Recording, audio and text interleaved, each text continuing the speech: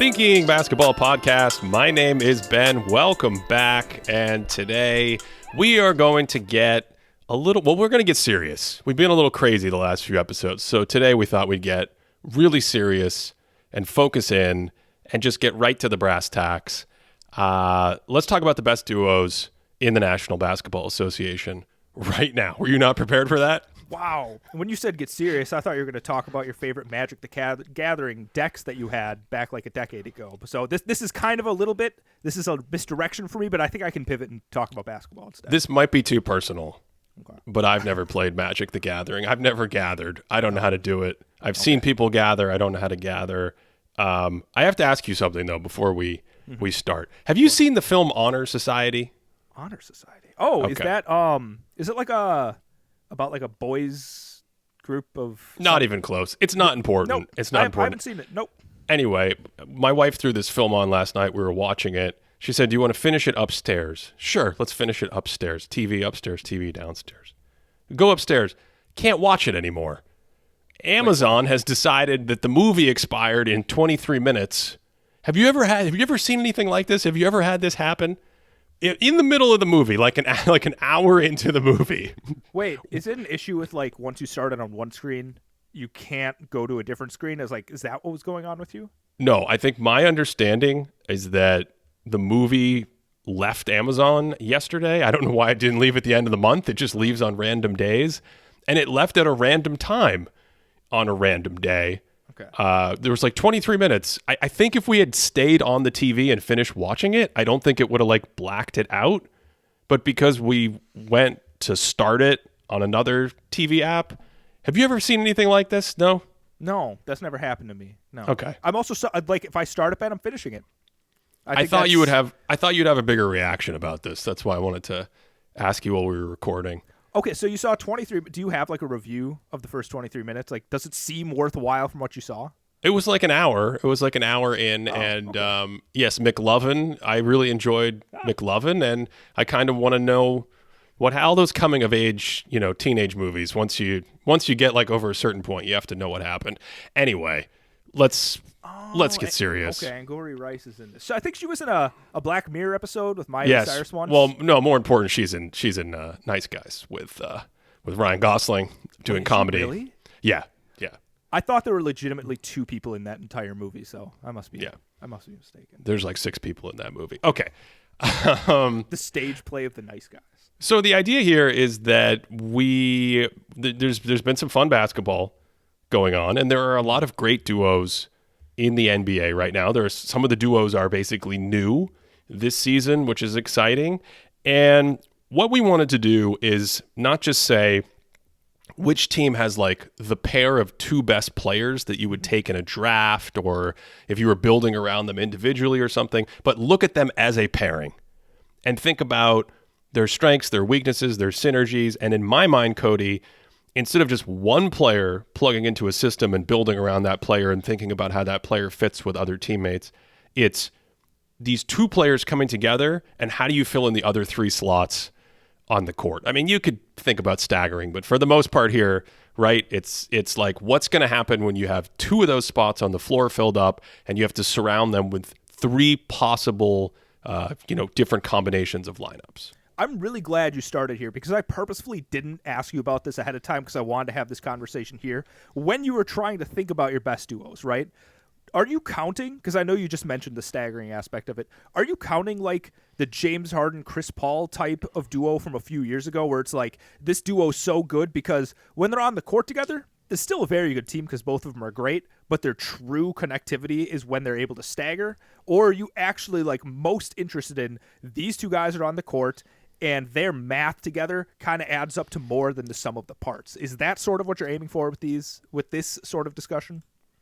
I think it's a little of column A and a little of column B, because I definitely am thinking about the Chris Paul, James Harden thing counting.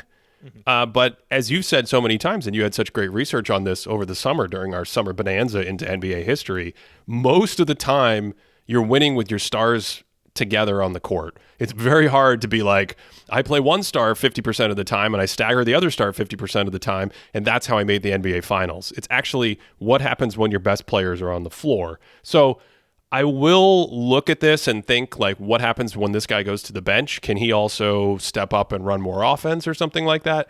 But for the most part, I'm thinking, who are the other three players I put around them? And what kind of versatility do I have? Not just in my lineups, but in building players and building teams and collecting teammates. Do I need a bunch of spot-up shooters? And spot-up shooters are easy to get? Awesome. Do I need a specific big man who can help these guys like survive? And that specific big man is, maybe there's 4 of them in the league. That's not good. So I'm really thinking about how the duo, the package the duo brings, and then what weaknesses I have to cover for, or what weaknesses they help me cover up for on given teams. Yep. So on their actual teams right now. So obviously, like, the data you could look at, the film you can watch is the literal teams that these duos are on, right? Like, you can't simulate in different situations and see what's going on. But, like, I tried to do that as much as possible, right? So I tried, like, looking at certain teams, looking at certain duos and being like, okay, they do these sorts of actions. Maybe in a different situation with different personnel around them, I could see them synergizing a little bit better given these circumstances. So there is a little bit of like hypothetical thinking here. It's not just a black and white, like, oh, this duo is performing better than this duo, therefore they're better. Right. Because I think there's going to be a duo we talk about where a change of scenery, like nothing, I mean, things changed around them, but the duo themselves didn't change, but the scenery around them did, to the point where it's like, oh, wow, this is what we can do to unlock them. So I tried to be as charitable as possible, and I'm like, okay, how can we unlock some of these duos, and what could we theoretically see with them? I would also say that, oh, wow, the scenery changed around them.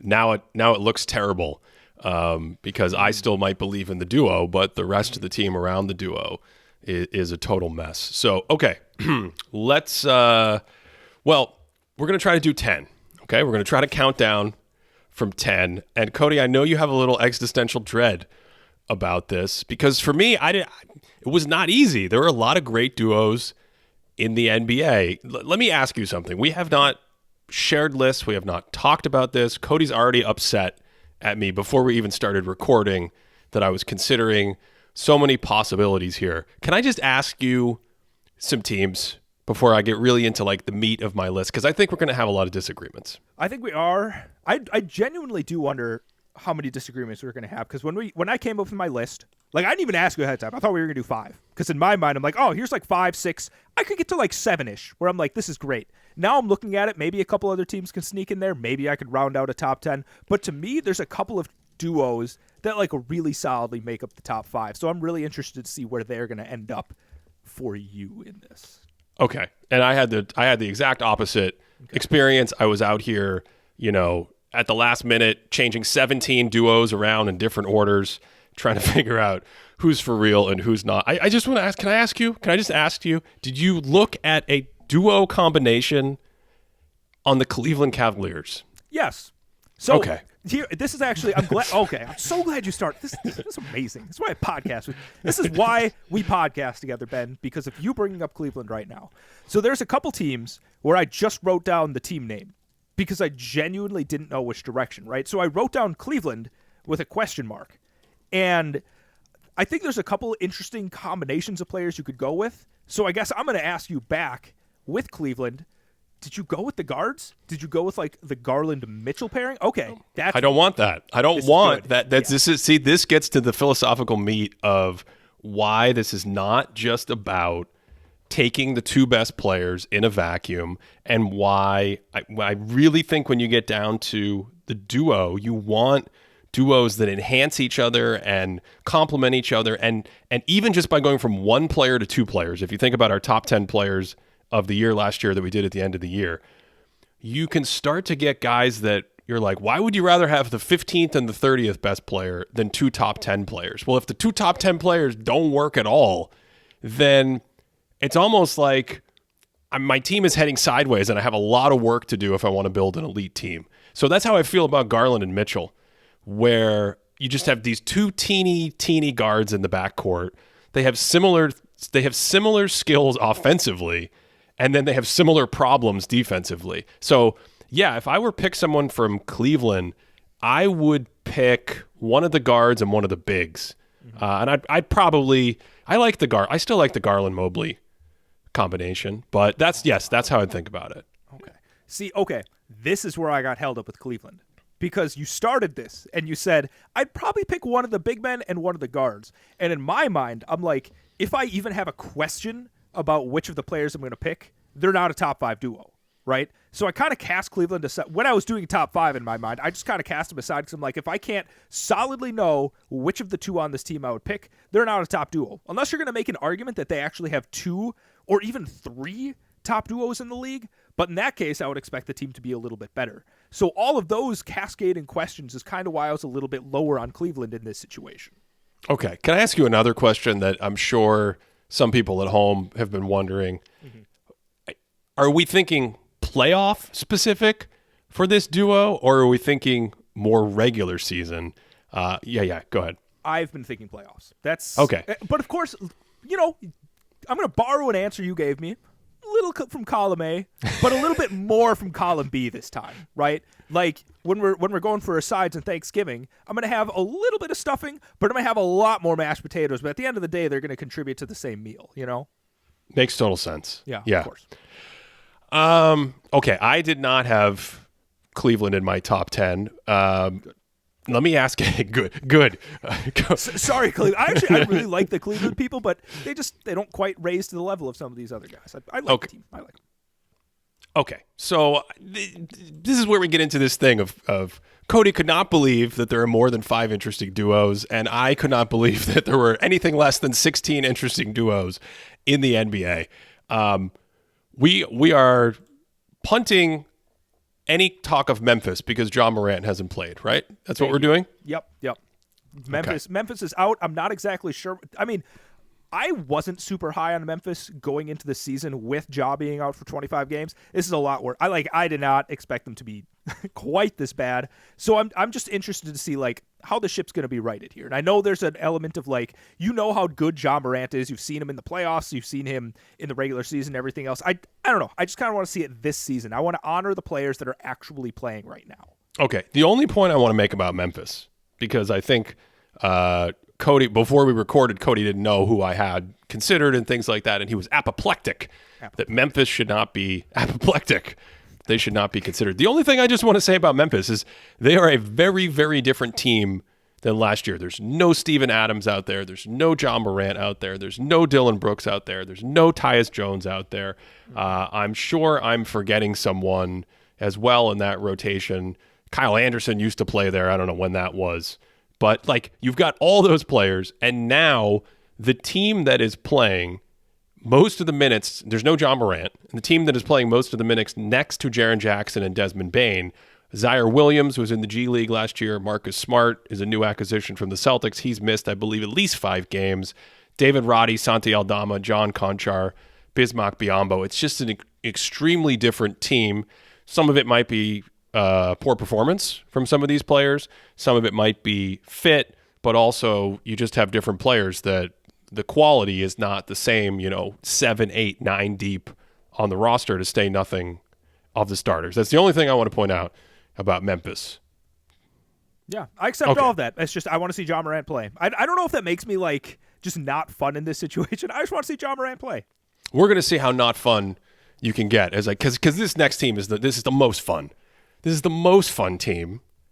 How do you feel about De'Aaron Fox and Domantas Sabonis? Yeah, I like them a lot. I'm a big fan of these two because I think they have some really interesting synergy on offense. Yes. Right? Because they both have a skill set that really works with each other. The back cuts and De'Aaron Fox's blinding speed and Sabonis just having his good timing with those bounce passes, that works great. Getting crushing ball screens from Sabonis while Fox is running around them, dancing around, going downhill, great. It all works really well. The thing that holds me back is just the playoff, the performances, right? And I know they ran into the Warriors last year, and the Warriors are great, and Kevon Looney was doing a really good job of defending Sabonis. So, I wasn't super high in a top 5 sense, but they're definitely a team that I think, in my mind, competes with being a top 10 duo in the league. Very, very interesting. I have the same feeling. Mm-hmm. I think they also the defense is probably the thing that holds me back. Absolutely, yeah. Yeah, because not only do you have two players who are potentially neutral or negative defenders, but then you have Sabonis at the big position, and Sabonis is a defensive problem maybe when you get to the playoffs, and then also he can't shoot and space the floor. So you kind of have like two big forces at that position potentially working against your lineup construction and some of your roster construction and some of your versatility in postseason series when you might want to change the matchup or something like that. So I think they're quite good. I think there's so many good duos in the NBA that I couldn't squeeze them into me top 10 list. Let me ask you a question about these two. What, like, if you were building a team around them, and obviously you can't pick like, I would take Steph Curry and Nikola Jokic. Like, okay, let's relax there, right? Like, Kevin Garnett's not walking through that door today. What kinds of players are ideal for building around Fox and Sabonis? Like, what are the kinds of, like, to me, I think the big man, the other big position is really interesting. Like, what do you have? Who do you have, or what kind of player do you have starting next to Sabonis? And then what kinds of guard or forwards would you want on the perimeter with Fox? I'm going to give you an answer that I've given you before, and I think I'm going to adopt it as your shtick. Oh, okay. Okay? Okay. I think you want Jason Tatum at the 4. That's a very good player. I would take Giannis, Ben. Giannis No, and Antetokounmpo I would would not be great. take Giannis. I would not want Giannis and Sabonis. I don't think I would like that. Really? I actually Yeah. think that would be an interesting little combination. I do. I think if you could leverage the fact that Giannis is great at cutting and the fact that Giannis can also handle a lot of rim protection duties that Sabonis isn't necessarily great at, they'd be cleaning up all of the glass. Like, no one would grab an offensive rebound. I think it's interesting. I think it's at least interesting. Well, I see where you're going on defense. Yeah. And Giannis, of course, is sort of like the better version of the answer of Evan Mobley. Will cover the Evan Mobley archetype will cover all of your weak defensive centers and things like that. But yeah, I was thinking on offense, and I have not enjoyed Giannis being stationed off ball or in the corner for the Bucks offense at all this year. And it's one of those weird things where you would have like Sabonis at the top, and what are you're gonna lose all your delay action, Cody? A little delay action is gonna go away. You're gonna lose all your handoffs and all your big man fun in the middle of the court. That's where they clash hard for me. So yeah, that's my answer. I pitch you a podcast idea in front of our audience right now? Yeah, can I pitch you an idea? How long have we done that? Yeah, I mean, why not? We'll just go off the rails at 17 minutes, sure. Yeah. Hey, this is pretty solid. Like, I think before it was like around the 9-minute mark when we're when Kyle was on, it was the 1 minute and 30-second mark. What's the idea? I want to hear it. That might be the best segment we've ever done. I think the Floater 3 is maybe the best podcasting we've ever done together. The pitching idea that I had for you. What if we had the duos and we had to like build an ideal roster, but we could only have like certain numbers of players? It's like, all right, you can pick one guy that's maxed out at a second team All NBA, one guy third team All NBA, and then you can fill with like role. It's not exactly like that. Like, the point is you can't take like a first team All NBA or like a MVP level guy. I'm not saying we should do it now, but in the future that might be an interesting exercise. Well, we'll get to something like that in the future. Who did I ask you about the New Orleans Pelicans players? Did I ask you about them? I've been waiting for this one. Yes, you've been waiting for me to ask about this. I assume you have very strong feelings about the situation in New Orleans, the players in New Orleans. So I'm gonna give you the floor. Are you considering them for this exercise? Hold up. Before you give me the floor, I want to hear it straight from your mouth, Ben. What duo are you presenting from the New Orleans Pelicans? Zion Williamson. Okay. And see, here's the thing. This okay. is the thing, Ben. Here's the thing. Yep, here's the thing. My heart really wants to take Trey Murphy III. That's what my heart wants to do. But you said he hasn't played, so I didn't say it. It's true, Ben. This is truth. Trey Murphy hasn't played. Well, I believe you when you say he hasn't played. I haven't seen all the minutes of the Pelicans, and I can't trust these box scores. You know the internet. You can't believe anything you read there. I'm Zion Williamson and Brandon Ingram are the current proposed duo, and I think it's perfectly fine. We don't have to get tricky. There are things about the fit with a theoretically explosive outbreak season from Trey Murphy. But we have no idea if that's going to happen. So Zion Williamson and Brandon Ingram, perfectly fine duo to me. What do you think? I just need to be blunt here, Ben. Do they have any synergy at all? The two of those players? But beyond the fact that both of them are good at basketball, yes. Do they synergize at all? Yes, because Brandon Ingram can shoot. So when Zion Williamson creates that black hole in the paint that everyone collapses into when he drives in there, then that's the synergy. Yeah. Okay. It's not enough for me. It's not there's a possible world where, especially Zion matched up with someone else, I think he'd be a shoo-in for duo, okay? I have nothing against either of these guys, right? I think even at the end of last season, Brandon Ingram, we've seen, there are times when the passing game, the creation game really steps up. The pull-up, his mid-range game, he's relying on that mid-range jumper a lot. I don't think it's anything new, right? But their play styles, when I watch the Pelicans, it doesn't sing for me, Ben. This is not a choir that I'm watching. I don't know what the opposite of a choir is. I inquire as to what the opposite of a choir is, but it's not ideal. They're not a duo that I necessarily would trust on just any random kind of team. I wonder if Cody's going to change his tune on this in a few weeks if the Pelicans go on a good musical. The Pelicans are so up and down right now. I am so Pelicans curious. One night they're winning by 30, the next night they're losing by 30.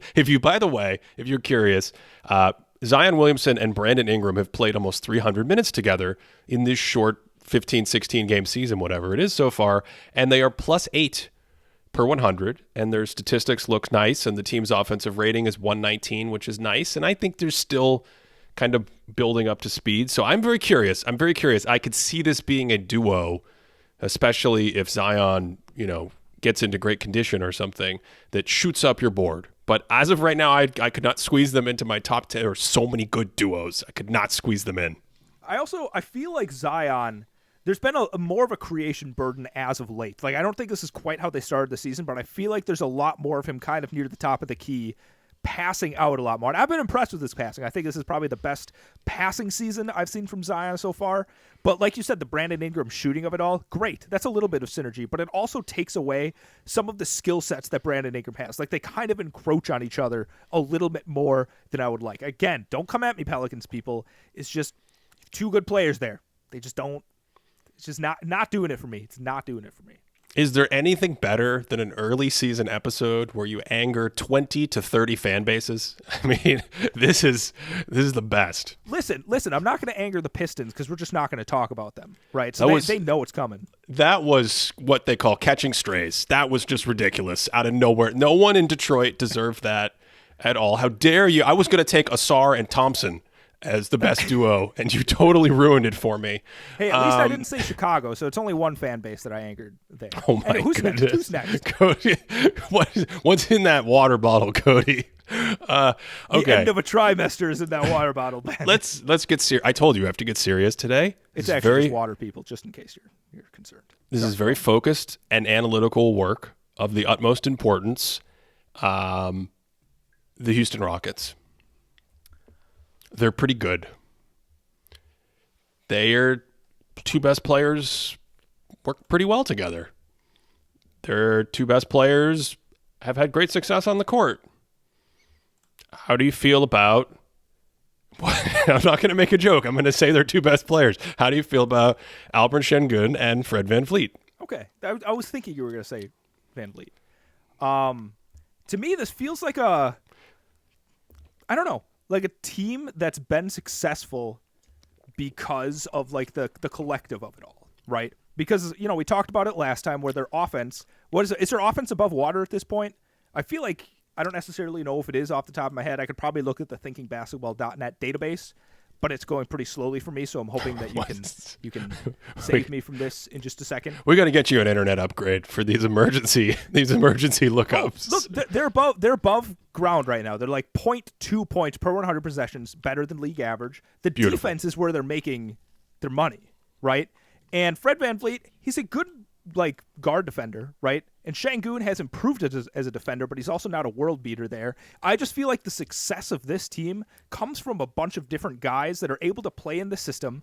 The Şengün ball of it all has been really nice, and I think it elevates a couple of these guys. Like I think somebody like Jalen Green, for instance, is just better when he's off ball, and Şengün allows him to go off ball a little bit more. And the defensive acumen that's been brought in with Brooks and Van Vliet. Like, I think there's too many elements that want me to focus in on two guys and be like, yep, this is a duo I can build around. It's more or less just like, oh, I like the collective of this team in general. I buy that to a degree. I'm with you like a good amount of the way, but I do think they have a few players that stand out from the other players. I do think Şengün is in some sort of budding stardom on the verge of, his offensive possessions are just really good. He's hard to guard. He's really good. He's young. He's going to keep getting better. And if you look at it, what really piqued my curiosity, Cody, they've played 450 minutes together and they're plus 10 per 100 possessions. They're outscoring teams by 10 points every 100 possessions. They have a 119 offensive rating when they're on the court together and a 109 defensive rating. When they go to the bench together, only 140 minutes, but the Rockets are -2, which to your point is not terrible. Like the great duo, if you have a great duo, you have that Kobe Shaq, you have that Duncan Ginobili, that Garnett and anyone else who ever played basketball. You have like just those two guys, and you take them off the court. Even pretty good teams will be like, you've seen this, -4, -5, -6. So I think it meets your point halfway, but I also do see them as like being a legit kind of pretty good duo. Okay. Let me ask you what's the word I'm looking for? Like a metaphysical math question. We haven't even gotten to number 10 yet. You're asking, okay, metaphorical. Go ahead. Metaphysical. Like we're going metaphysical. Crazy sorry. right now. Okay, so sorry. Şengün, yes. Right? I don't want to spoil any upcoming podcasts. Okay. But Şengün, would you say he's like at least an all-star level player right now this season? It feels like he's. It's a small sample, so I would say of course. over the sample that we've seen, absolutely. Okay. The question is it fluky? Does it come back? Where does he end up? In that range, sure. Yeah. Fred Van Vliet. Fleet.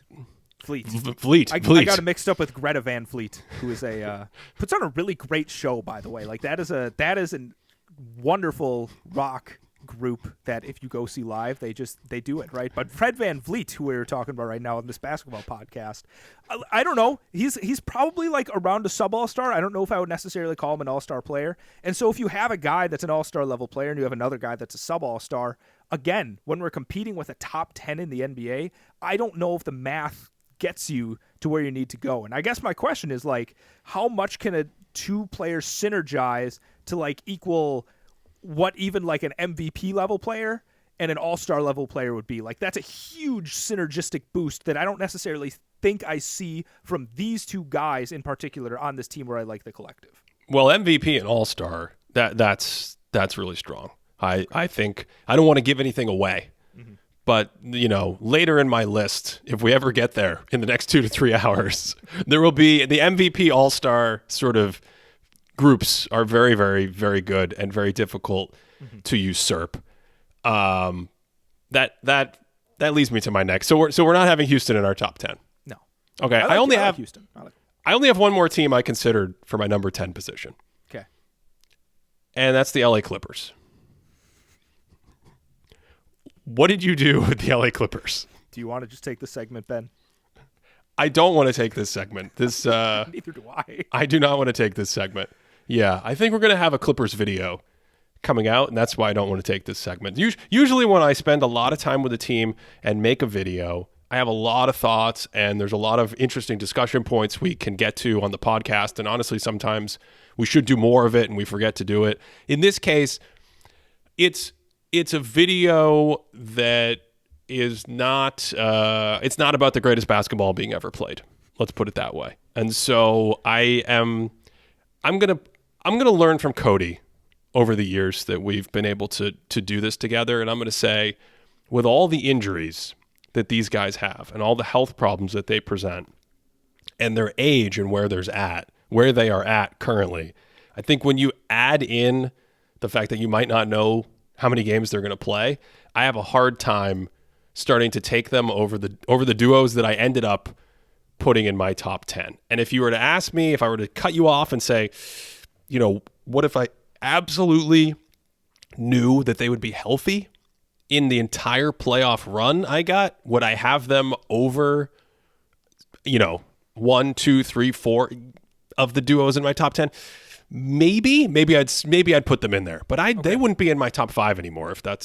I don't think so. I don't think I'd have them in my top 5. I think if we saw like peak Paul George and Kawhi from what we saw last season, they would be pretty close to that top 5 in my mind. Like both of these guys are still just incredible. Like we saw them in the playoffs really giving as much as they played in the playoffs. Like when they played, like they gave their best effort. It's like, oh my God, these guys can really go toe to toe with the burgeoning Suns at that point. Let me give you a stat. I actually looked this up and I would have been completely wrong if I had guessed it ahead of time. Across this Clippers season, this is much a maligned Clippers season. There's been a lot of people talking negatively about this team, things like that. When Paul George and Kawhi are on the court together, in 460 minutes, they are plus 12.6. Like, everything that's gone on, this is still an elite duo when they are on the court.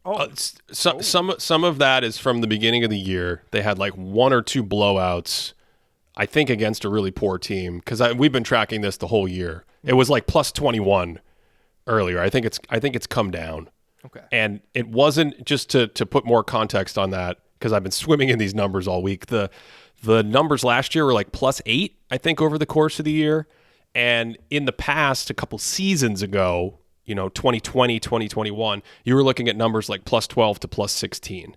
So I think the potency of that duo alone has come down, and a lot of it is age and losing defensive verve and wanting the league is caught up as well. You just can't just casually be like, we've got these two-way forwards. We don't need anything else. It's like, no, actually you need like ball handling and decision makers, and you need those players to be good with their ball handling and decision making, and they need to be dynamic off ball. And there is an effort and an intensity and an energy level that is not always there.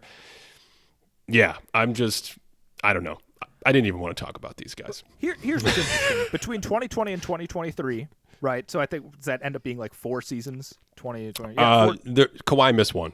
Kawhi missed the 22 season. Yeah, that's a good point. So it would be those 3 seasons. They're plus 12.7 when they're on the court together across those regular seasons. So this is a very good duo. But like you said, I think even like the way they play offense, like their motor level on offense is just something that doesn't synergize. But you're right. We spent way too much time. Ben, who do you want to talk about next?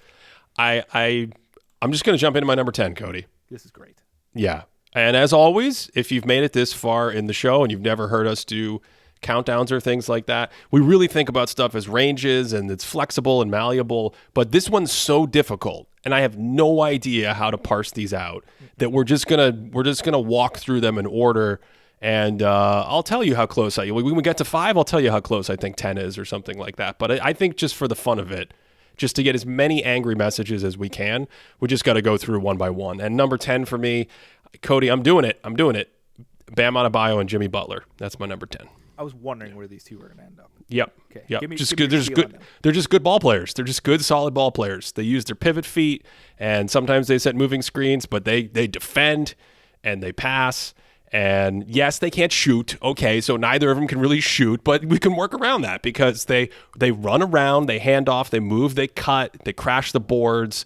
Great defensive pieces. And I think offensively, they both work as second, third, fourth pieces on really good teams. The Heat are a team to me that's just like missing that explosive, like 2020 Damian Lillard. Boop, drop him in there, and all of a sudden the Butler and Bamism of everything don't go away at all. If anything, I think they get sexier. So that's why I like this duo. The defense, I think what's really interesting is when you talk about some of the best duos across all time, across a season, people usually go straight to offense. But you're absolutely right in terms of their defensive synergy, because both of these guys are just like, they live and breathe defense. Like, you cannot discount the way that they just buy into the systems. Like Bam, For what the rim protection stuff, I think both of them are actually lacking a little bit more in rim protection, and I think that probably holds them back from being an even better defense. But both of them are physical, both of them are strong, and both of them are very switchable, right? And I think Bam, even at this point, is probably a better, like, straight-up one-on-one perimeter defender across a wide swath of players than Jimmy Butler. Maybe Jimmy Butler's better when it comes to guys that are built more like him at the forward position. But then, the shooting thing, I do want to say that Bam Adebayo has been a pretty solid mid-range shooter, at least. Like, it hasn't extended to 3, but I know the long mid-range is in the mid-40s-ish. He's, like, living in the short mid-range and long mid-range. Like, it's pretty shocking to me how many of his shots come from that area, and I think a lot of it probably just has to come from the Heat being a little bereft of offensive talent who can kind of create a lot. So he has a really tough diet of difficult shots, but I do think that it's the context that they're in, and I think we could probably see more of a, like, delay action 2020 playoffs Bam Adebayo that we saw a lot more, and I think that's when he really came on the scene. But I hate to be a nerd about this, Ben, but both of them being on the court together over the last few years is not inspiring. Across those 4 seasons, they're like a +5. And if you look in the playoffs too, like even the bench minutes, like Bam on his own isn't fantastic, which I know is kind of outside the scope of it, but they're not world beaters mathematically when they're on the court together.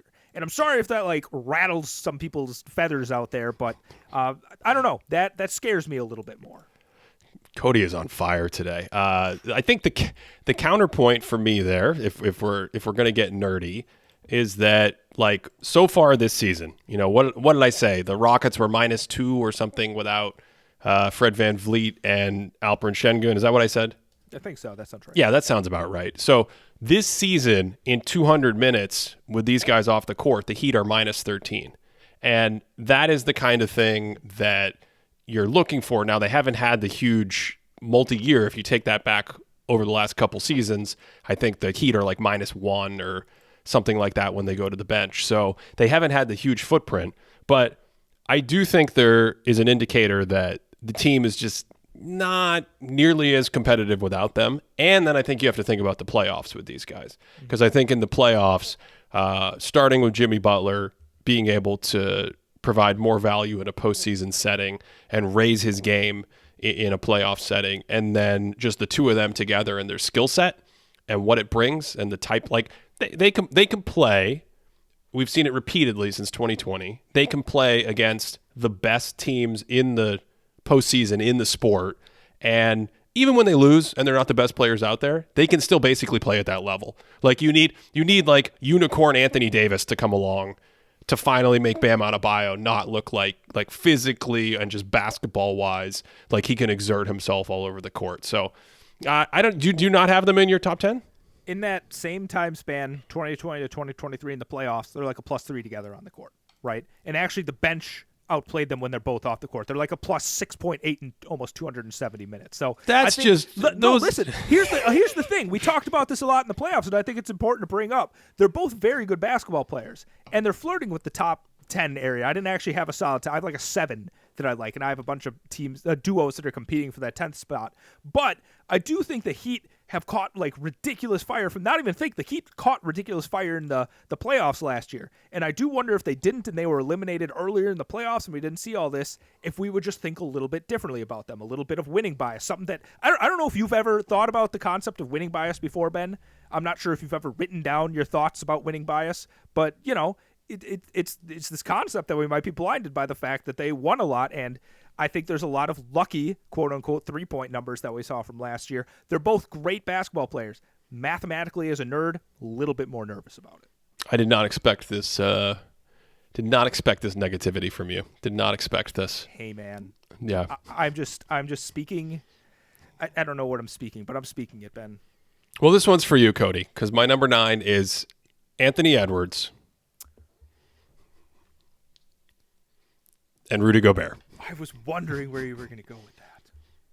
I like that combination better than Anthony Edwards and Cat. I agree. How do you feel? I agree with that, but I had the same kind of issue with the Cleveland Cavaliers where I'm like, if I can't definitely land on one of them, I'm not 100% sure where I go. I like them both because they're both great. Like Gobert is just I think that was against the Thunder recently. Like he was, and I know like Chet has a lot of buzz and whatever else. Gobert was doing an excellent job defensively. He was just everywhere. It was a very active Rudy Gobert. It was the kind of defensive player of the year like montage that would be thrown when and if he wins this at the end of the year. But like beyond the fact that like you have one player that's an excellent defensive player and the other player is a growing excellent offensive player, do you see like a synergy between these two when they're on the court, the interplay of their styles when they are playing basketball? I think the synergy is not really direct. I think it's more indirect. Okay. So you're not going to see like pick and roll lob passes and things like that, or just these devastating defensive possessions where they're swarming around like Jordan and Pippen or something like that. I think it's more the presence of Gobert and his force as a defensive anchor, and then Anthony Edwards on offense and defense, of course, but Anthony Edwards on offense as a guy who, no, I don't think his passing is good enough that he can just be MVP level, run all the offense through him, make all the right decisions and things like that. But you can play this sort of on-ball game with him. You can play a little off-ball with him. He can cut. He's athletic. He can get his own shot whenever he wants. He can push pace and touch the paint. There's a little synergy there maybe with him touching the paint and hitting Gobert on lobs or offensive rebounds that the old Kobe assist. I'm going to get in there. I'm going to draw two guys. My big man's going to clean it up. So it feels more like an indirect synergy in the sense that I like their fit as a tandem to then fill in the other four positions on the court. And with them, I was really thinking about how good is Minnesota right now actually? Like, yes, they've had a great start, and there's a lot of shooting luck involved, especially on the defensive end. And how good can this defense be? How much are they missing? What happens when Jaden McDaniels is playing full time again? Like these are all the things swirling through my head. How good is the rest of their bench? But can you get another star out there? Can you get a movement shooter? How good would they really be? I think they would be really good. I mean, they're already good, obviously. We've talked about them a bunch this season, but I just think it's a great anchoring force to like have Gobert in the middle and Edwards on the outside and decide what you're going to, you want more wings, you want shooters, you want a point guard that can be the primary, and Edwards is your secondary, like fill in all the cracks, do all these other things, give it to him when you need to, play that Jason Tatum type offensive role. I just think there's a lot there. Yeah. And I think for a team that's not a great offensive team right now, like we're talking about the Rockets. The Timberwolves are even that much better on defense. And I think that's an interesting, like, I don't want to say an Iverson build where you have like one strong offensive player and then you have a defensive system around him. But I do think that's the concept when it comes to Anthony Edwards and Gobert. And I think they're an interesting juxtaposition with Bam and Jimmy, who we just talked about, who I think have more of the synergistic thing. But I think these two, would I say it out loud? Would I say that I think Gobert is probably a better. Never mind. Let's save that for another day. What is happening? What is going on right now? I just want to stay. I just want to stay in the nerd corner for a second since we've had this thread going in the last two seasons. So I don't think they were as good last year. You're crossing the streams of samples, and Anthony Edwards is better this year. But in the last two seasons, Cody, the Timberwolves have been +3 with those guys on the court, and that's not the important number to me. The important number is when they're off the court, they've been -4, and you can corroborate this more than me probably. Looking at historical duos, +7, +8, +9, you want to get into like the double-digit on-off changes when you take the duo on and off the court to see your best duos ever. So I think you're starting to see a little bit of a statistical signal that they work really well together over the time they've played together. Yeah. I'm with you on all of that. And I have to, like, both of these teams ended up in the same like morass of beyond 7 and better than the tier under them. So I'm okay with the Timberwolves being here. I think we're at number 8, which is not number 7. So I'm still kind of very interested in how you're feeling about some of these other teams I'm throwing out there. I think you're going to have thoughts about this one. My number 8 that I ended up going with, I don't know what I'm doing. What are we doing? We've reached the point in the show where I'm having a crisis about why we decided to do the show like this. Shea and Chet. No. Let's do it. No. Let's do it. Yes. Let's do it. Yes. You need to make your case first. What? I need to make my case. I do. You do. Okay. when they're on the court together, they're Oklahoma City's plus 12. When they're off the court, Oklahoma City's plus 3. Chet is an awesome player. He's a rim protector. He can play screen and roll. He can pick and pop. He's an incredible shooter. He can be the ball handler. He can run inverted screens. He could pass. Shai can also play the pick and roll game with him, and Shai is a very good isolation scorer. And if you spread the floor, you have to respect Chet if you want to flatten out and create all that space for Shai. You can put Chet all over the court. You can put Shai all over the court. I mean, what more do you want? This team's number 8, you said? Oh, are you saying they're too low? No, you have them at number 8, right? Yeah, I have them at number 8, yeah. That's how many good duos there are. I must have – there's going to be someone in my top 8 that you haven't even brought up yet. So I'm really interested to see who's getting the boot today. I'm sorry, wait a second. I've mentioned like 11 teams, and you're saying you have someone in your top 8 I haven't brought up? Yeah. This is going to be the best episode. Okay, I don't listen. Okay, you bring up those sexy little plus minus numbers. I think they're still like almost as good when Chet's on the bench, and this happens with Shai and anyone on the Thunder. And the point that I want to make with the Thunder here is like this team is so good top to bottom, right? Like they have a lot of guys that are able to, especially with like the creation, especially with the off the dribble setting up of other players. Like Chet is somebody that really he's a good passer himself. Like okay, fine, he passes himself. He can throw passes once in a while. But like what he thrives off is the fact that this team is filled with a bunch of dudes that can pass the ball really well. Like if you were to line them up and just be like, hey, rank these guys from the best passers, I don't know where Shai would end up. Like I don't think he'd be 1. I think there's a case he might not even be number 2, right? And so I think that this team is just really built in a cool, funky way where they both are working in the system. But if you put them on sort of a more traditional team build, I don't necessarily think that they would be world beaters. And I know what you're saying. Like Chet, great three-point shooter, great spacer, can bring the ball up, great defensive player. But I think like we were talking about with Kyle, it's the exact opposite of like Wemby's situation where it's like Wemby's in the worst possible situation for a developing big man that doesn't necessarily have this creation burden. So I think this is almost like a best of both worlds for both of these guys. And I'm just not sold on those two on their own in a playoff situation being a duo that I'm going to like hang my hat on. What did you have for breakfast today? I had like 100 essays, Ben. I've just had words pouring through my veins. Was there a lot of red ink on those essays? Because who do you have in your top? Every duo, I'm like, how about this duo? And you're like, let me tell you, Ben, they're actually not that good. The cold water has been thrown at everything. I need you to tell me the duo that I haven't mentioned. I don't know who it is because we have to get through everyone else. I have to see who's not going to make the cut. Okay. All right. I think okay. Look, if you are going to make an argument for Jordan Poole and Kyle Kuzma, I will not hear it. Okay, we will not be doing that today. So go ahead. Yes, it's offensive to me that you brought up the Wizards and Tyus Jones was not in that duo. Like Tyus Jones, I really wanted Bilal Coulibaly from the Wizards, but I didn't think it would hit as hard. Number seven. You're not going to put more up a fight? You're not going to put more of a fight? No, I'm raising the stakes. At number 7. I want to see connecting a little bit here. No, we're not. I want to see what kind of cold water you can throw on this, Cody. Number 7. I actually moved. I could add. Now I start to get really like, is this 5? Is this 6? I don't know what to do. But I think this is the right place for him. I think it's a perfect place for him. I think if we had tiers, we could have the 3 below these guys, and this is like a special duo that I know you don't like. Jason Tatum and Drew Holiday from the Boston Celtics. Okay.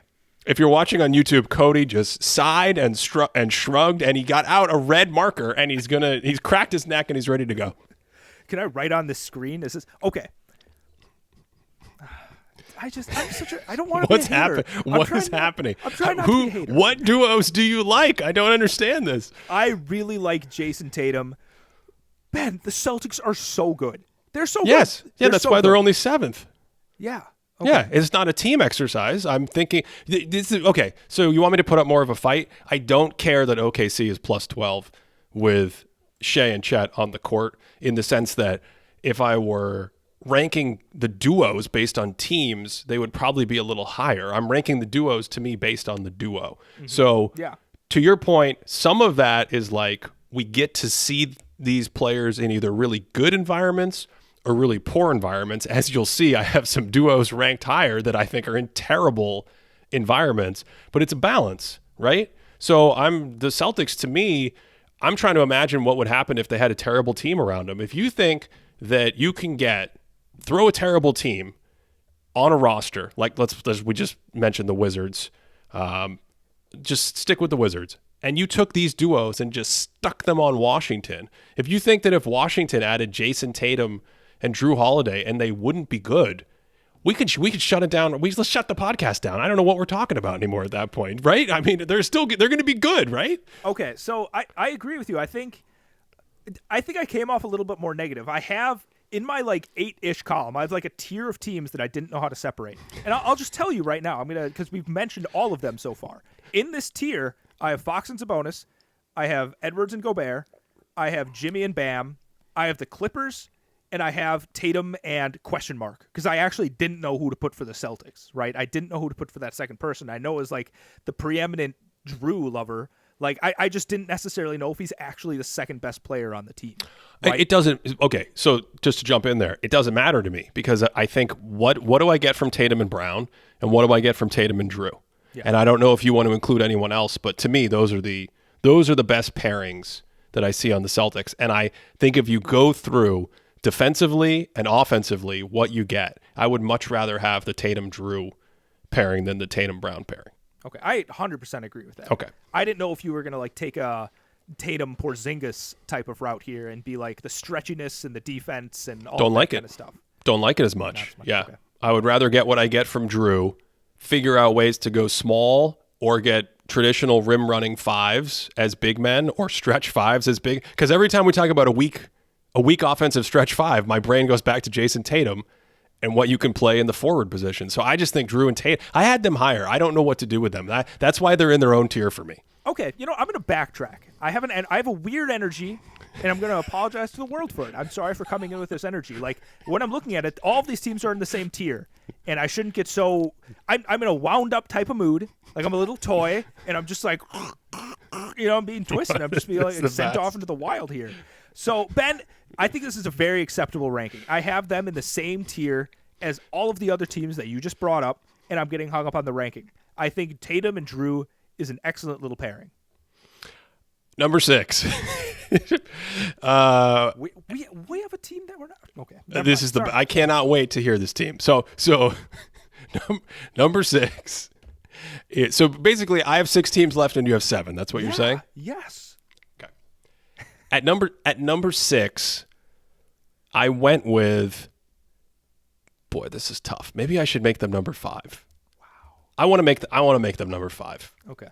Yeah, I'm going to make them number 5. At number 6, Cody, because I have to be consistent. If I'm going to be worried about the Kawhi, Paul George, health, age thing, I think the health, age thing, I have to pay the tax properly here for this team. So I think it's number 6 is the LA Lakers. That's my number 6. Okay. They're my number 5. Yeah, well, they were my number 5 a second ago, but I just changed it. So the thing is, go back to what I just said about the Celtics. The team around them to me is not great, and it's the kind of thing that I'm so fascinated by what's happened with Austin Reeves, right? And when he was really clicking last year and came on last year, he gives them a playmaking presence that this kind of duo needs, because LeBron is going to be 39 in about a month, which is absolutely incredible. He's still playing at a very high level, but recovery gets harder when you get to that age, and playing 40 minutes gets much harder, and his horizontal movement is not what it used to be. And so you can't just rely on LeBron to quarterback incredible pick and roll offense all the time. You need another guy in that position. AD, similarly, as he's gotten older, now I think losing a little weight recently has helped, but he had a period when he came to the Lakers where he was more nimble, he was a little more perimeter oriented, he could get out in transition, and he had just started to work on some of his passing. He's lost some of that offensively. So these guys need help offensively around them, both in a primary playmaking sense and overall. Still great defenders, and of course, just having AD, even just both of them as defensive anchors or defensive pillars, is enormous. So that's why I still think they're in this class. I'm going to make sure ESPN is listening very carefully as I start talking here. So LeBron James is in 21st. Michael Jordan. It's 21st season. LeBron is averaging 27 points per 75, plus 8 efficiency. He is shooting 79% at the rim. 79% at the rim. And he's still, for his rim field goal attempts, he's in the 95th percentile in the NBA. It's absurd. Like, watching this guy play, it genuinely doesn't make sense watching. And I think with this pairing, too, when I had them as high as I did, when I can start getting into, like, the top guys where I can actually start saying nice things about NBA players, so I apologize to everybody else. But this is, like, to me, the ideal duo, right? Not in the sense that, like, when you stagger, because in the sense, I should say, when you stagger them, you lose quite a bit, especially on the Anthony Davis side of it, because Anthony Davis, I think there's an interesting thing where I'm almost like, when I watch him, like, has the NBA left him behind a little bit? Has the NBA left behind this guy that's not necessarily like a dribble a handoff guy that's shooting, what did Zach Lowe say? Like 17%, 27% from long mid-range for a guy that wants to get his touches in the low post and has these little floaters that are effective, but like not quite as effective as when you see some of these other actions. But we're on the court together. They can sometimes sing. And especially in the playoffs when you see Anthony Davis just turn into a wrecking ball on defense. There are times, I don't even remember who I was watching, but it was the Cavaliers where Donovan Mitchell had a huge dunk on the Lakers. And Davis like had a second where he could spring up and block it. And I'm like, man, I want to see more of that effort in the regular season. Don't just save it for the playoffs. I want to see you bring some of this defensive gravitas to the regular season. And I think when they're together and really clicking there, they add to each other both defensively and offensively. But the age thing's an issue. The self-creation from Davis is an issue. But they make beautiful music out there together, Ben. I figured out who the team I forgot is. Who? When we get to it at the end of the episode, it will just be the most fitting thing. Okay. Yes, I'm not sure I'm going to change my list. Oh my God. At number 5, again, I had to figure out how to pay the old age tax here and the playoff reliability tax and what's going on. I'm Cody's face. Cody, if you're watching on YouTube, Cody's face is just cracking me up in anticipation of me saying Stephen Curry and Draymond Green, number 5. And this is just like a couple things. This is one, pure synergy. We've talked about it so much over the years. Offense, defense. And in both cases, you have historically great offensive and defensive players. They're on the back nine of their career. Curry's still great, but he's not quite as great as he was. And Draymond's still very good, but not quite where he was a couple years ago at his peak. But they're both so versatile in their roles. You know, you can play them on ball, off ball. You can play them as big. You stick them on a wing. You can play them in small ball. Defensively, you can play them in jumbo lineups if you wanted to. There's just a ton going on there. And then I think the actual synergy between having this offensive versatile piece and this defensive versatile piece, and especially since Green is such a great passer, you do get into some construction issues when, you know, you pair him with other players and you ask him to do like shooting or anything else. But if he's going to have Steph Curry out there, you would think you want motion heavy systems to play off his movement and his gravity. So Green is a great pairing. So I still think they're really, really great as a pairing. And I actually think so much of what's happened in Golden State is just everything else around them kind of leveling down. Let's put it that way. They're number 7 on my list, so right around the same area. Steph Curry, 32 points per 75, almost plus 11 efficiency. How does he do that, by the way? He's unbelievable. Like, when you watch, I think the passing, I don't know if he's like has too much of a burden he's taking on right now. There's just weird vibes with the Warriors right now that I really can't figure out, and I think that's maybe taking them down like a notch or two. But like you said, the age thing, like, I don't know, they were just outsized by the aforementioned Lakers duo that we just talked about here. And I don't necessarily know how their age is going to continue, especially like Draymond Green. I don't know how effective he is against some of these bigger lineups when we get to the playoffs. And he's still a brilliant defensive player. He still makes great passes. I think he's a little bit more efficient scoring than he has the last couple of years. Again, small sample size, so I'm not 100% sure. I mean, the Golden State Warriors are like a masterclass in sample sizes right now. They just have to be telling themselves that like you can't go off a 15-game sample size. But I don't know. Steph Curry is still like a top 5 player in the league, and Draymond being whatever he is defensively and with his passing, that's good enough for me to make it into like a top 7-ish tier. Yeah, exactly. I think the synergy there it's we've talked about it throughout the episode.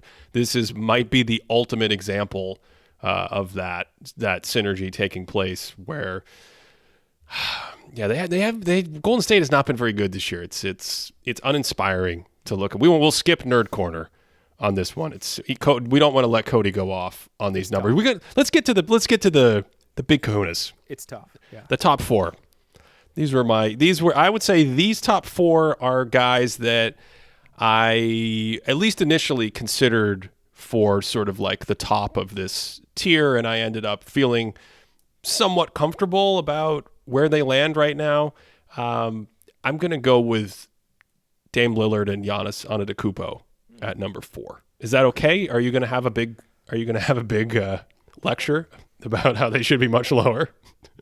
What do you mean by lower? Like not even on the list? Yeah, like maybe not even in the top 10. Yeah. My tune has changed, Ben. Oh, whoa. My tune has changed. You're saying the 400 minutes together they've played and outscored teams by a whopping 2 points per 100 is moved you? Oh yeah. What I've been seeing on the court lately, I'm like, I see the vision. Offensively, yes, I see the vision. Yes, they're my number 2 on the list. They're number 2 on my list. And I think a big thing, like starting the year, I was genuinely concerned about some of Giannis's decision making. Like the pull-up jumpers, I feel like some of those have been cleaned out a little bit more, right? I'm not seeing quite as many in the last couple of games. Maybe it's just the games I've caught or the sections I've caught, but it seems like there's been a couple times where he's dribbled up and you're like, oh, I see it, but then he passes out of it.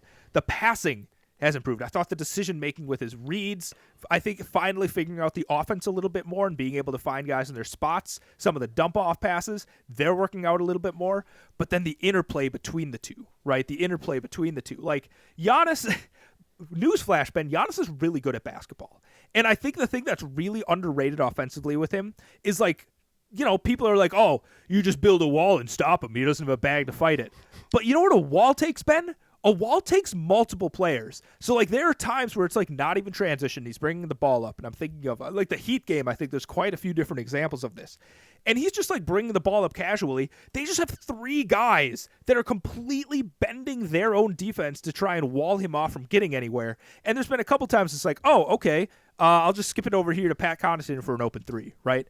Or Dame Lillard's coming. He gets a handoff from Giannis. Bam's dropping against him. And then Giannis starts rolling, and Bam, like, is looking away from the driving Damian Lillard. An excellent driving player. He's looking away from him to completely focus on Giannis rolling down there.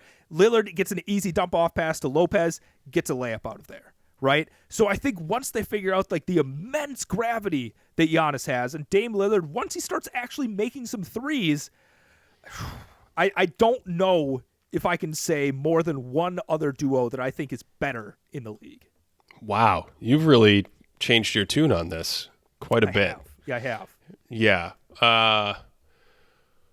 Well, I do like the idea of their pick and roll game. I don't know how much I love. I mean, here, let's do this question. We did it with Harden and Embiid a couple years ago. Scale of 1 to 10. How much do you like the fit between these two players? I'll say offensively. Let's say that. Is it Giannis and Dame? Yeah, Giannis and Dame. Scale of 1 to 10. Wow. Higher than a 5, but lower than a 9. So like maybe like a 6.5. That's a broad range. Also, I felt like you were channeling Chef John from Food Wishes for a second. You were like higher than a 9. I missed that reference. I'm sorry. Come on, Cody. I apologize. Anyway, is it about where you would land with these two offensively? It is.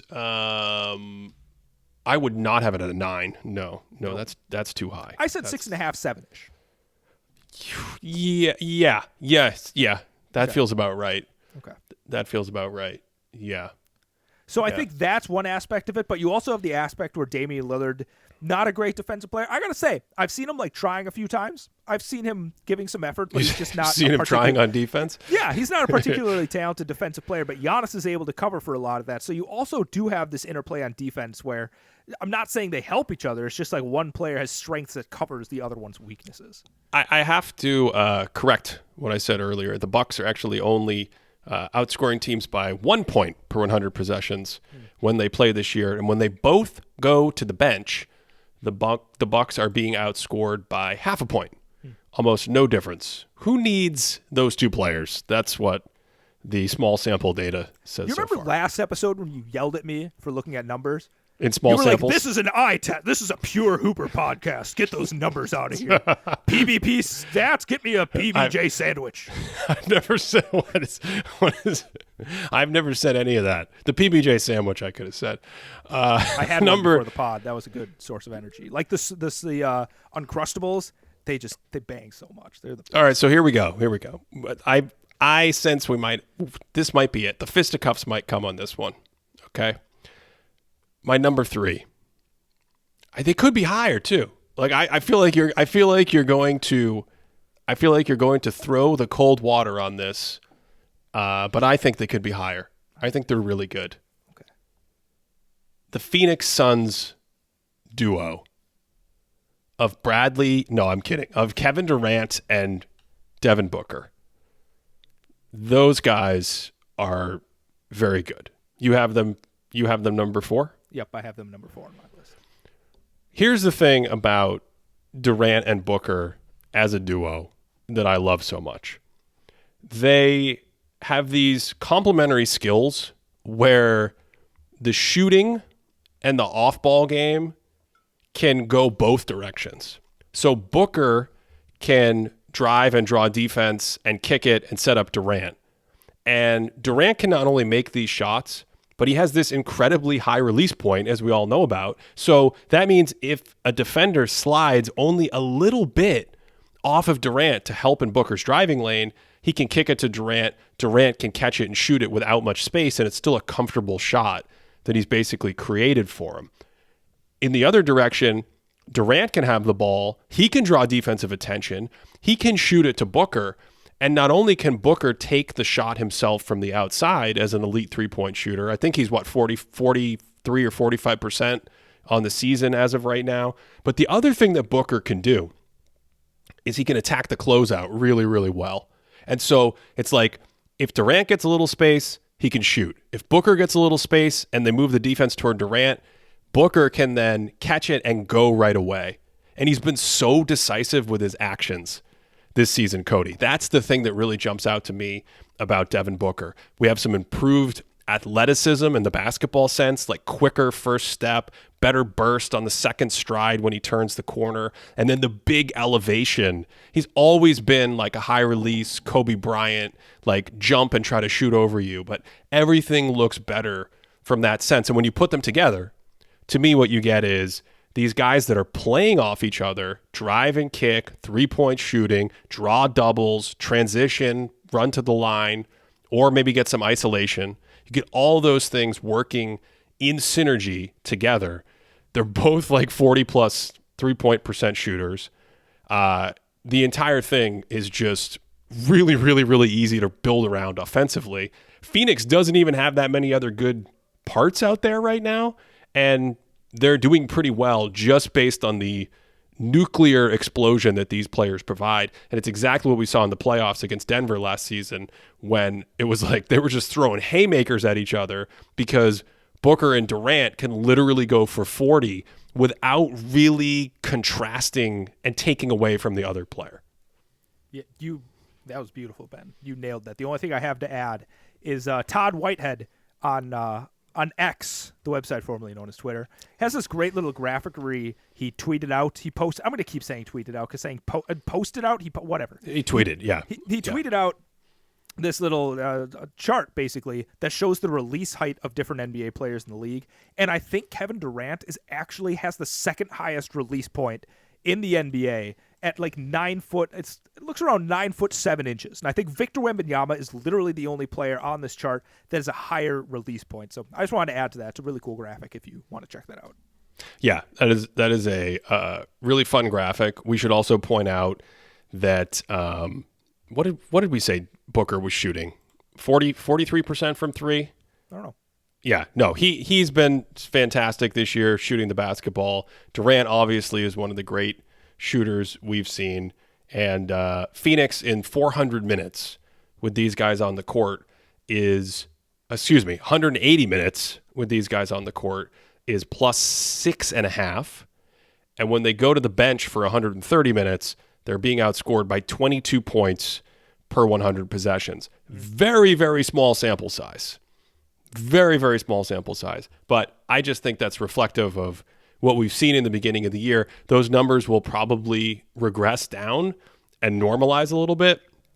But I would not be surprised if we saw a big footprint from them because they are both playing at an extremely high level. I do think that Durant has seen a bit of a dip in his efficiency during the playoffs the last couple seasons.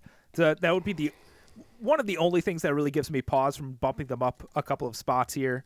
And the fact that, they have some good synergy together, but I think there's a lot of times where I would like to see them in more actions together where they're directly influencing what's going on. But I didn't want to hold that against them too much. So I'm like, okay, maybe in a different situation we could see, you see some three-man actions where, Durant's kind of like a horn situation. He pops out to three, Devin Booker drives, he gets some gravity from Durant. So I don't know. Maybe I'd like to see some more creativity in the sets where they're together, but I really can't hold them against them. We're in the same ballpark with them.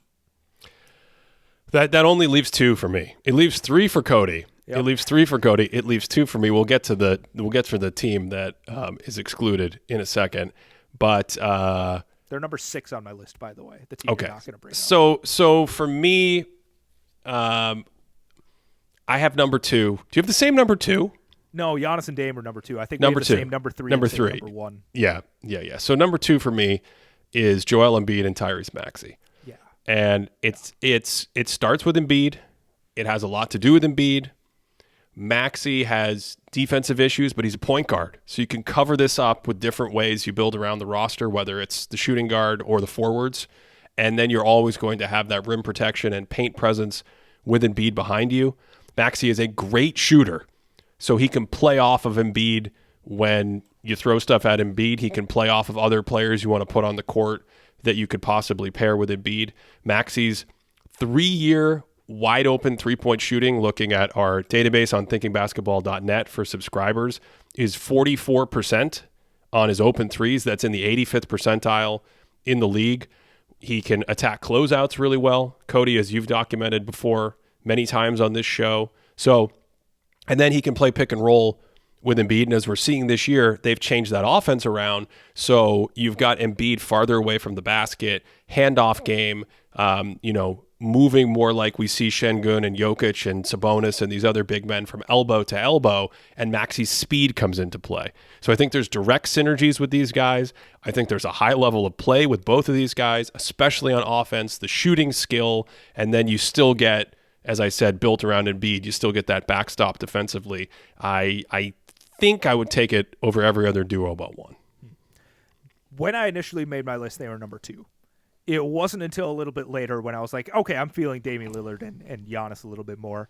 And I think there's one play I'm thinking of. And, this goes back to kind of, we set this up early in the episode when we said just a little bit of change of scenery, like Nick Nurse coming in, James Harden leaving, kind of changing up like the tenor of what their offense looks like. It shows what these two guys are able to do together. And I think one action I'm thinking of is, we talked a little bit before about this pitch action where Tyrese Maxey just gets ahead of Steele.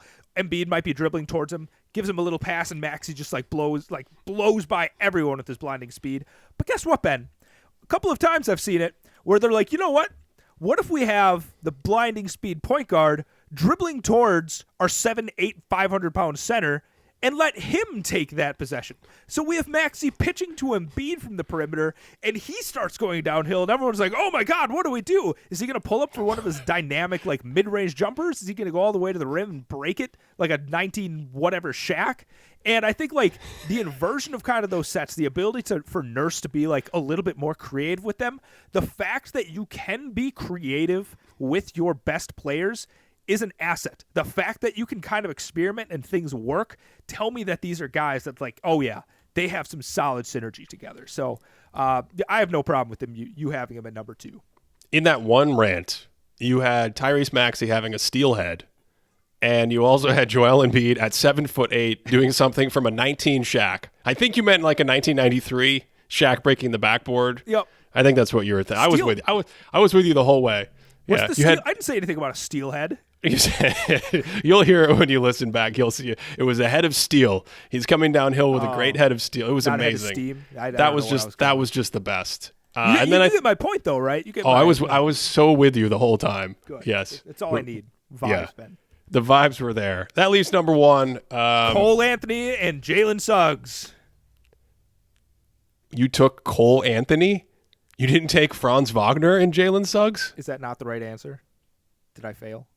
I think Franz Wagner and Suggs are... No, we're kidding. We're kidding. If you haven't been following along at home and keeping track of this, of course, number 1 is Mitchell Robinson. And sorry, I read the wrong... We were going to get Mitchell Robinson and Jalen Brunson. I read the wrong thing. Yeah, I read the wrong thing. It's the guys in Denver, Nikola Jokic and Jamal Murray. Some of my favorite shows we do, Cody, are the shows where you just get to number 1 and we don't even talk about number 1. Yeah. We've talked about it so many times, and it has everything to do with the 2-man synergy. I've made multiple videos on it. I think I had a specific video in the playoffs after the Phoenix series just about their 2-man synergy. And I think the argument for them is, where do they rank historically as an offensive duo? I think that's the more interesting argument, because you have arguably the greatest offensive player ever in Nikola Jokic, and you have Murray, and they just fit together so well because they can both have the ball, they can both play off ball, and the sets they like to run. Murray is very like flowing, fluid. He's not a herky-jerky player, so he can shoot it on the move. He can catch these handoffs and hop into threes, but he can also basically play his entire game through and around Jokic. So I just think you have 2 great offensive players. One of them might be the best ever, and then they also have synergy together. It's remarkable. You got me thinking off the top of my head. Who are the all-time duos that are up there? How much time do we have? Stoudemire. Yeah. How much time do we have? We'll do the next 2 hours on all-time. We should actually probably do that at some point, right? We should probably do all-time top duos, since we're going to do. We did this one. I was going to say it wasn't that painful, but we'll see. The comments haven't come in yet. We'll see what they say. Can we talk about the duo that you left off the list? Well, I forgot about them. Oh, okay. I did not intentionally leave them off the list, but the reason I forgot about them is I don't know if I'd have them in my top 10. Yeah, I actually think, looking at it and going through the arguments, I do not think I'd have them in my top 10. So, if I'm being honest with you, I wasn't going to rank them. You forced me into having a top 10 before this podcast, so I just kind of like threw a number next to them. I think they would end up in the same category as that whole list I had before, right? I think just they would the end glob. Yeah. The morass. The morass of duos. Yeah. Yeah, I can see that. You're talking, but by the way, you should mention who you're talking about. You're talking about Luka Doncic and Kyrie Irving. Yeah, that's what I'm talking about. Yeah. I think this episode, it's only fitting to end on this stat. Luka Doncic and Kyrie Irving this season, when they're on the court, the Mavs are +2 in 300 minutes. And when they're off the court, the Mavs are +5 in 65 minutes. Only 65 minutes. But what's funny is when Kyrie's on the court without Luka, they're also better than when they're on the court together. And when Luka's on the court with Kyrie, they're only a little worse than they're on the court together. So going back to the Garland-Cleveland thing, I actually don't love them. When you stack up these other duos, I would not want to build around those 2 players. I'd want to build around Luka and somebody else. I just don't love it. I don't love it. I think there are ways that I could love it. Like when I think about their play styles in a different situation, I think those are two guys that you could have some more functional, synergistic sets with them. Just because of the offensive firepower? Yeah, like Kyrie Irving's so good. Like he I mean, this is like eons ago, but he had coexisted pretty nicely with LeBron offensively. Like, and I know you've, talked about shooting luck and stuff like that, but they produce some of the best playoff offenses ever. And Luka's offense isn't dissimilar from LeBron. I think Luka's probably a little bit more like, I got the ball. I'm not going to say the ball hogging word, but they're like similar in their style. So I feel like you could have something work. Wow. Good thing we don't have aggregators. Luka and LeBron are similar. Wait, do you disagree with that? No, not conceptually, but I think we've reached like a point where sometimes there's such like lack of good faith with what people say. Mm-hmm. People will hear that and say you're equating the heights of Luka and LeBron. Of course, as well, I mean, there's this whole thing that I think is a Cody Hodek special theory about how Luka might actually kind of be a little bit overrated, right? We need to we're gonna save that. Sorry, gotta save that one. Save that. Slow the horses. Listen, it's not because I saw the 500 tweet thread that somebody said this. If you've been listening for a while, I've been seeding this conversation for like a year at this point. That thread was on Twitter you're talking about? Yeah. If you want to support this show, check out patreon.com/thinkingbasketball. That's where we get a lot of the data that we use to research these episodes, and we look up stuff like 3-year shooting percentage and, what's the luck-adjusted performance of this team as the season unfolds and things like that. So, patreon.com/thinkingbasketball. It's the best way to directly support this show. And I don't know, Cody, what else you got planned for this weekend? Well, trimester ended. I have a lot of grading and planning to do. Obviously got to fit in some basketball, but I'm not really sure. It feels like it's going to be a pretty work heavy weekend, Ben. You had a lot of rants today. I want to do a rant before we get out of here. Please. For anyone who's just listening. John Jablonka. I don't know who John Jablonka is. This is on Twitter. John Jablonka. Jaime Jaquez Jr. is a hooper. Love it. He has a whole thread on Jaime. Okay. Whole thread. Love it. Here's my rant. In the middle of the tweet, he says, "Who would have thought that the Heat at pick number 18 would have such a steal? Love it. Sign me up for more. How do I get this content in my veins?" Then he says, "JJJ has been a clear top 5 rookie. I passed out. I went catatonic. I lost it." Are you with me? Did you feel the same pangs that I felt when I got to that sentence? Are you saying that this person, like you're agreeing with them? JJJ, that's another person. Oh, yeah, that's Jared. Yeah, then. yeah, that's Jared Jackson. He's not a rookie. Jaime Jaquez Jr. JJJ. I didn't know what was happening. I was following the concept of. I wasn't even listening to like the specific name. Get really. No, that's not right at all. That's not right, name? Right? I don't know. I get so thrown off by this though. He's a junior. He's a junior. Yeah, yeah. So yeah. No. I get really thrown off when this happens, though. It would be like if we just casually referred to Mark Jackson as MJ.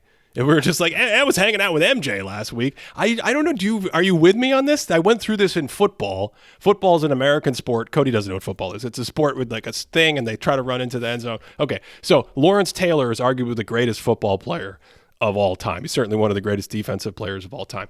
And he goes by LT. Everybody knows him as LT. He's got earrings and jewelry, LT. And then this running back for the San Diego Chargers came along, and he was one of the greatest players to play, and his name was LaDainian Tomlinson. And I want to say in college, people called him like LDT because LT existed. And then he just started co-opting LT. It really throws me off. I don't know. I feel like this is like a weird, quirky thing for me. I'm going to end this podcast on a bad note for you, Ben. When you say LT, I think of the second guy you said. My point exactly. There you go. Yeah. Thanks for listening. Thanks for listening to our post-show rants. And in the case of Cody, his 1-hour rant about every duo in the NBA. Hope you enjoyed this one all the way through. And of course, as always, we hope you are having a great day.